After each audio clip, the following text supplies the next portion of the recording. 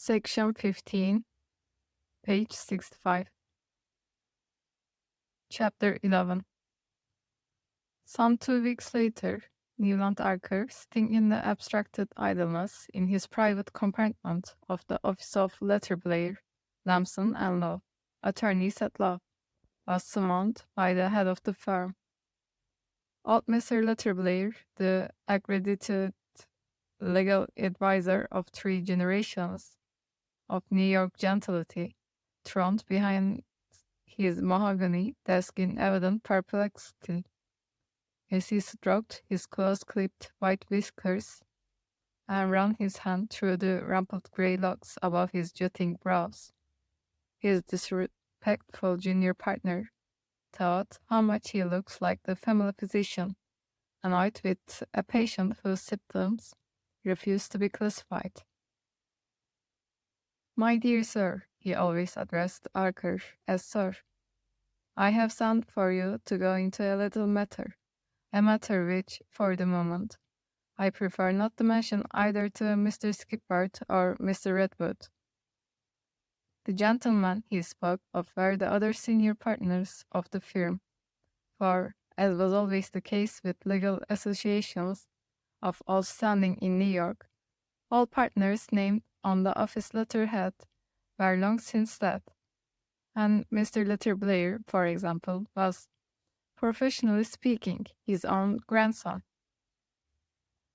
He leaned back in his chair with a proud brow. "For family reasons," he continued. Archer looked up.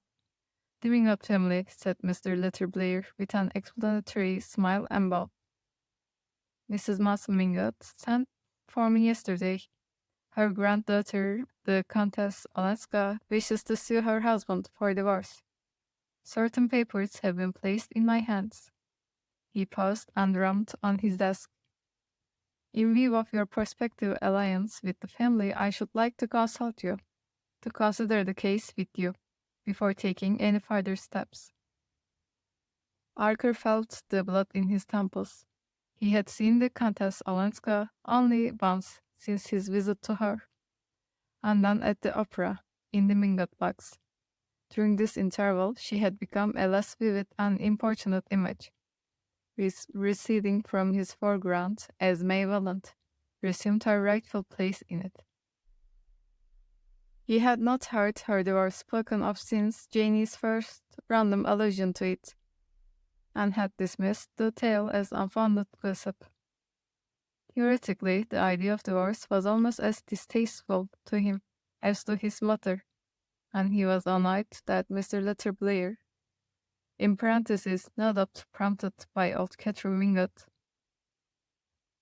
should be so evidently planning to draw him into the affair. After all, there were plenty of Mingott men for such jobs, and as yet he was not even a Mingott by marriage. He waited for the senior partner to continue. Mr. Letterblair unlocked a drawer and drew out a packet. "If you will run your eyes over these papers," Archer frowned. "I beg your pardon, sir, but just because of the prospective relationship, I should prefer your consulting Mr. Skippard or Mr. Redwood." Mr. Letterblair looked surprised and slightly offended. It was unusual for a junior to reject such an opening. He bowed. "I respect your scruple, sir, but in this case I believe true delicacy requires you to do as I ask." "Indeed, the suggestion is not mine, but Mrs. Mason Mingott's and her son's. I have seen Lovell Mingott, and also Mr. Welland. They all named you." Archer felt his temper rising. He had been somewhat languidly drifting with events for the last fortnight, and letting Mate's fair looks and radiant nature obliterate the rather importunate pressure of the Mingott claims. But this behest of old Mrs. Mingott's roused him to a sense of what the clan thought they had the right to exact from a prospective son-in-law, and he chafed at the role. "Her uncles ought to deal with this," he said. "They have. The matter has been gone into by the family. They are opposed to the Countess' idea, but she is firm and insists on a legal opinion." The young man was silent.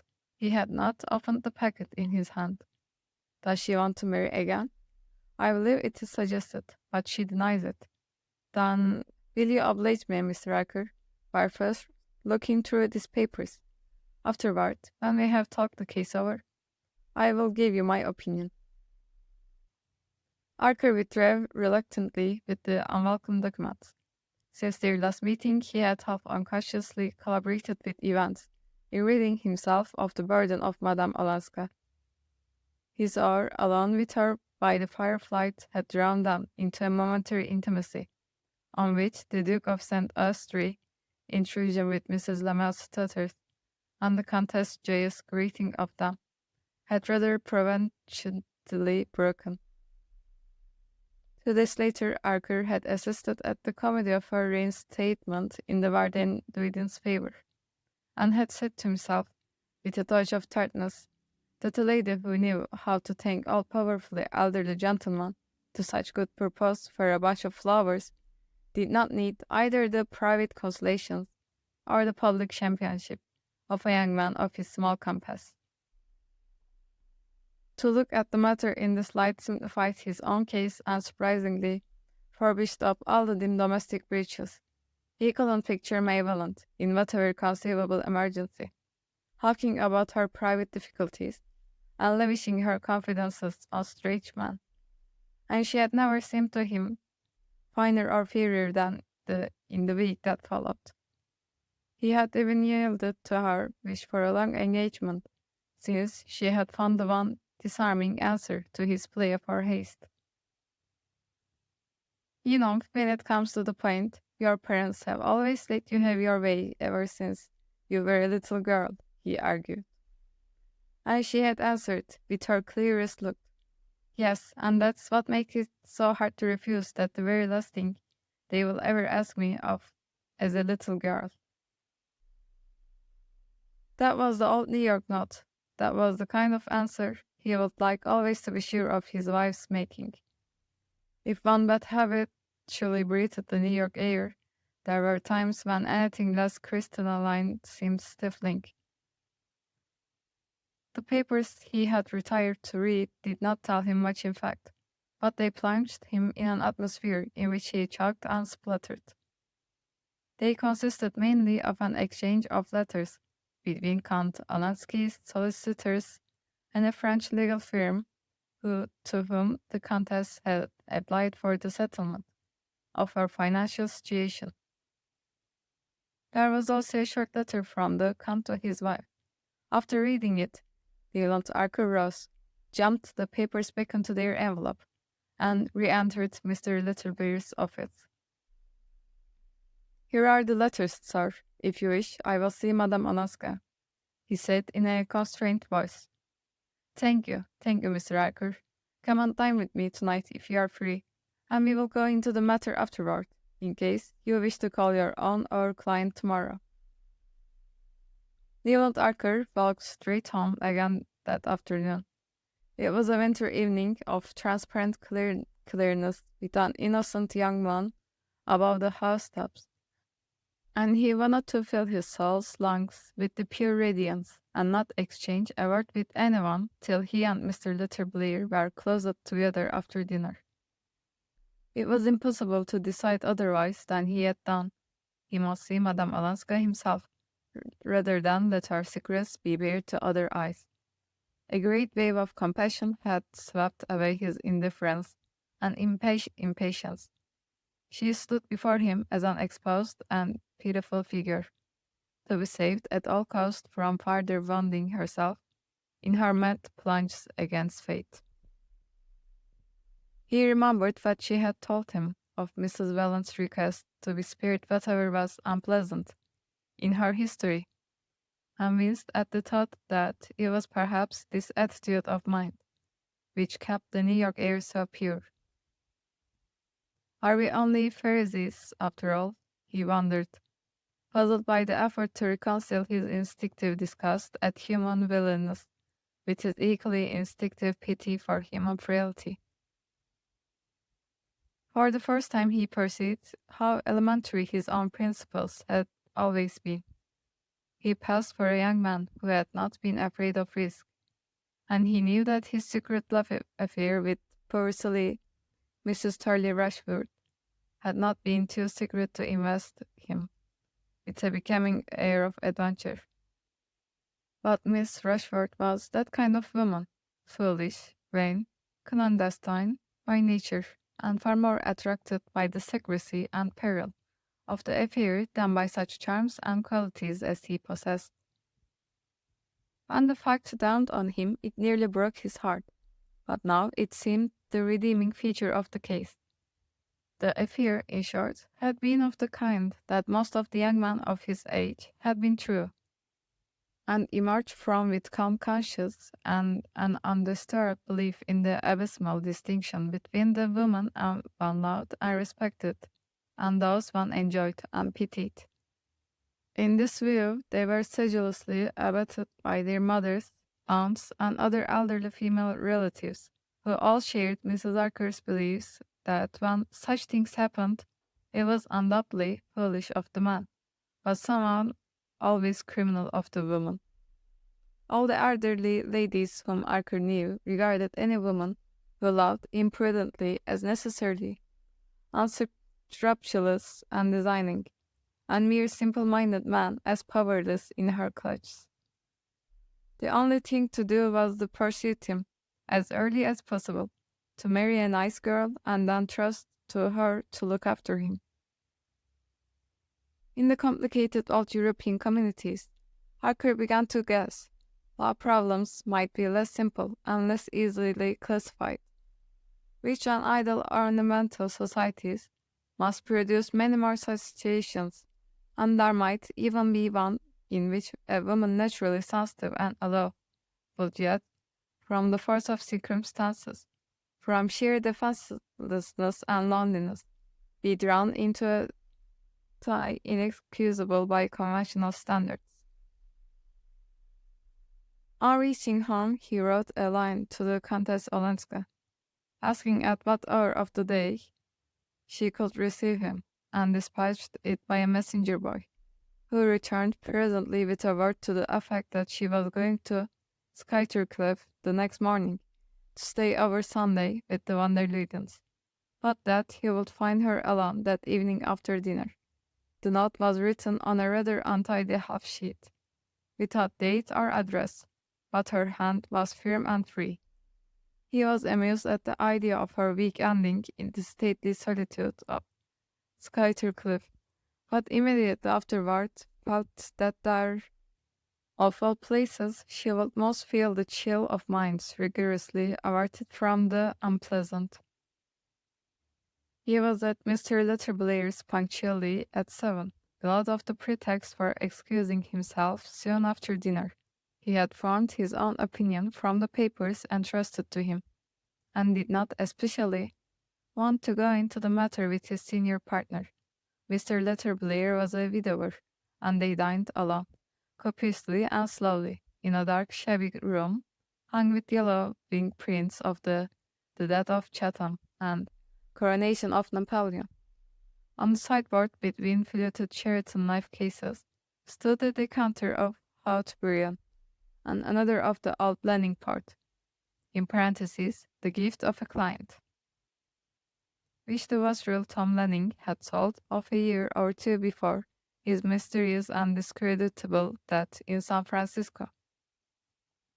An incident less publicly humiliating to the family than the sale of the cellar.